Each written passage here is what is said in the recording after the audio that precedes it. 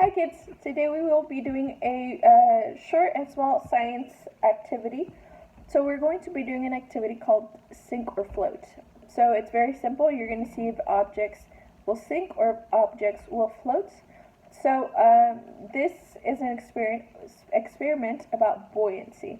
It's a funny word to say, but buoyancy, basically what it is an object's ability to float. So something will, if an object has a lot of buoyancy, it means that it has a greater ability to float. If it has less buoyancy, it means that the object doesn't have as great of an ability to float. So we're just going to be testing this with a few objects. What I recommend that you do at home is that you get a big bowl, a big glass bowl, something that you can see that it's transparent. I have a jar right here, and I filled it with water. And then you're just going to grab a few objects. You can grab as many as you want. I grabbed 3, so I have a cork right here.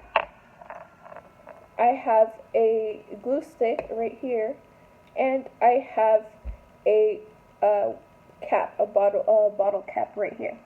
So what I recommend that you do before you go ahead and experiment on this is that you make a prediction. What do you think will happen with these objects?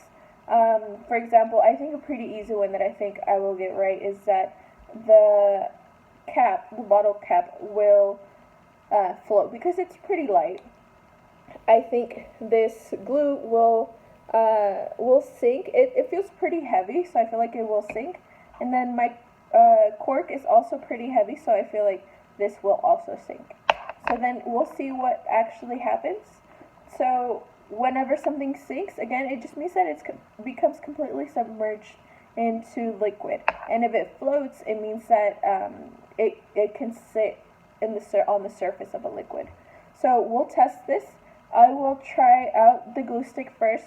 And so you're just going to drop it. Make sure you don't just drop it in there really hard because it'll splash everywhere. So just carefully place it inside.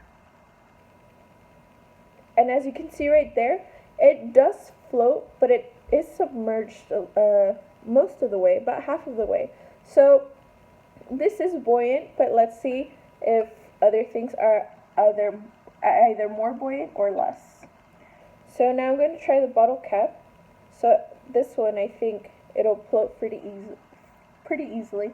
I don't know if you can see that, but it's floating completely over the water. So it is not submerged at all. So I think this one is completely floating. And so now we're going to test the cork. So this is pretty heavy.